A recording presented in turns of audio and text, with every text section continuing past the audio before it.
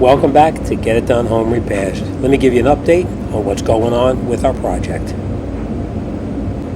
Okay, so now we had gotten the approval from the building inspector that we could pour the concrete and install the lag bolts with the steel plate up on top of it. So we poured the concrete, we left it down a couple of inches below the finished surface, and we have the bolts screwed through the metal plate and in the concrete.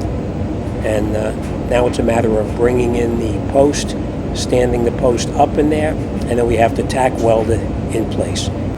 Okay, so we have the post now. We've mounted the one plate down on the bottom right there. The post is just sitting on top of that.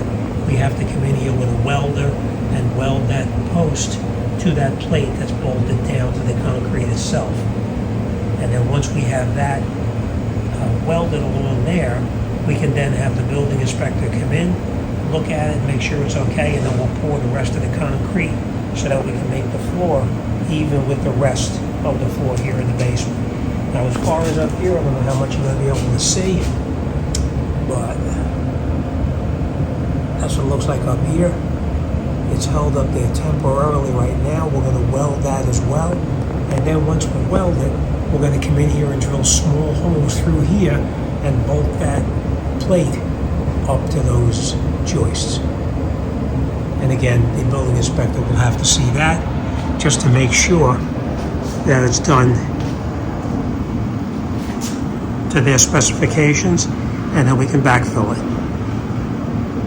All right, so as you can see, we started ripping up the floor here, and as you can guess, it is a lot of work to pull that floor up. So we're just going to continue. We're using a hammer and a chisel and a pry bar. So let's get the floor up, and we'll see what it looks like underneath all of this stuff. I will tell you this, getting this floor up was a real pain in the rear end. The wire and the tile up on top really wasn't that bad. We got under it with the pry bar. We pried it up and pulled it out. But as you can see, below the tile, there was actually stick-down tiles below it, and then there was even more linoleum below that. So let's see what happens. All right, so we have it all removed now. Everything is out. The linoleum that was below the tiling and the stick-down tiles, it actually was glued down with this black adhesive glue that they used to use back in the day. And getting that up is virtually impossible. We tried getting it up the best we could, but it's really a pain in the rear end. Now, we are going to put that cement board over the top of this, so I think this is as far as we're going to go without having to replace the whole subfloor plywood below this. So, all right, we'll continue on it and hopefully get this down very shortly. Now, the cement board that I'm going to use, it's a 1/4 inch, just so you know. That way we can try to match up the floor with the existing floor on the foyer and also in the living area to make sure it matches up perfectly at the correct heights. All right, so let's continue. All right, so we started laying down the cement board on top of the old floor below, and I will tell you this, we pulled out all of the nails and staples that were in the subfloor so it wouldn't actually interfere with the cement board that we're putting down. All right, so we're going to lay it down and we're going to screw it down. We use quite a few screws, actually. The screws are probably a foot apart from each other, so that way we have no movement in it whatsoever, and the material goes down and it won't flex or crack, or it'll hold the tiles nice and firmly. And this is what we're going to use to actually level the floor, so that way we create the grout line in between each one of the tiles, and we level them so that they're perfectly level all the way across. Now here down below we have the adhesive that we're going to use, and of course it's the powdered kind, which we're going to mix up as needed, and we'll get them down. This is what it looks like, the pieces to actually hold the floor up so that it's perfectly level with the rest of them. Let me give you an idea of how these systems here work.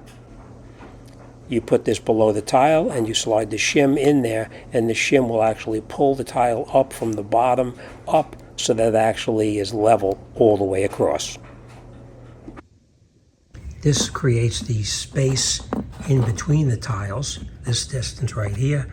These go under the tile, and then this, we slide that other piece in underneath here, and that creates the level of the floor so that everything is perfectly level. What you would do is we put them down on the floor, and this side you put that spacer underneath the bottom down there, and you put it in between the tiles here and here, and then you drive these wedges underneath so that these tiles are perfectly level with each other. Now, of course, we're going to have a level on the tiles itself to make sure that they're exactly level on the floor itself. But let me bring you inside, and I'll show you what it looks like on the floor in the kitchen. Okay, so I just want to show you how we're going to cut the tiles when we have to. We use this, and if this doesn't do the cutting for us correctly, then of course we're going to use our wet saw, but that's how we're going to cut most of the tiles here today. And of course here is our thin set that we're going to be mixing up. And the thin set basically holds the tiles down to the cement board that we put down yesterday. All right, this is it. So the next thing we did now is we put down all of the cement board down below. We brought our cabinets in, and we put the cabinets in the location where they're going to go. We have our laser light to make the line straight across the wall. As you can see, I've drawn the line across the wall where the cabinets are going to be mounted to, so that way they're perfectly level. Again, we used our laser light, so we had a perfectly straight line from one cabinet to the other itself. Next, we laid out the tiles on the floor just to make sure that they came out exactly as we wanted to.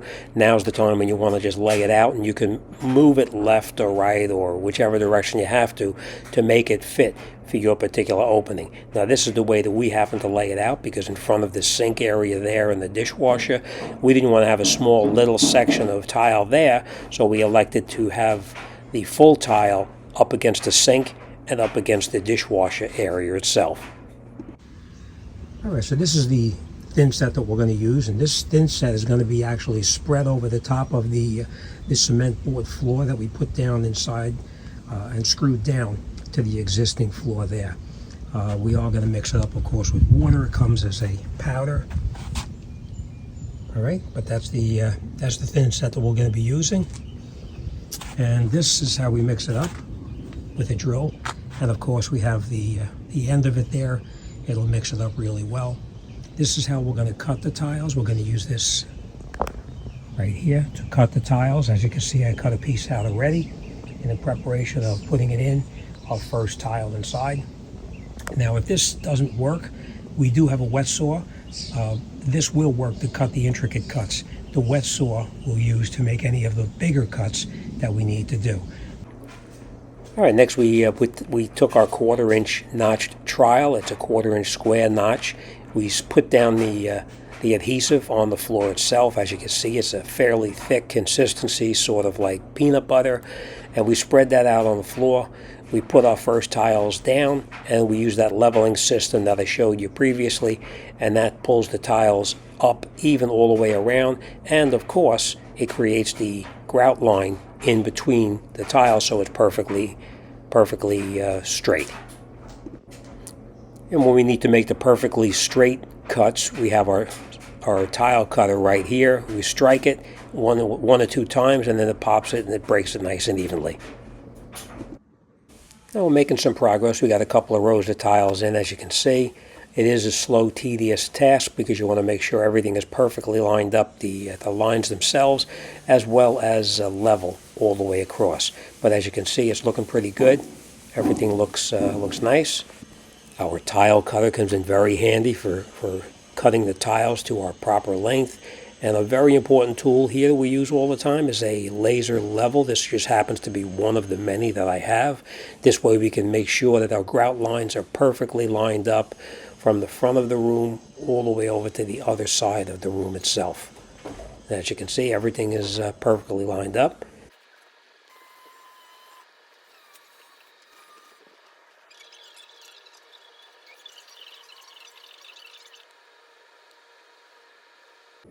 Okay, so now that we have the entire floor down, we're going to let it dry for one full day before we come in here and start to step on it, so that way thoroughly dried out. Tomorrow we'll come in here and just use a little hammer and tap these, and they snap right off, and it'll be ready for the grouting. All right, so as you can see, we're just about done here. We, of course, we knocked off all of the spacers that we did previously. These here will dry, and tomorrow we'll do the exact same thing. We'll take these off, and we'll pretty much be all set. And the next thing is, after this thoroughly dries, we're going to come in here and we're going to grout the joints. All right, so that'll be our next step tomorrow.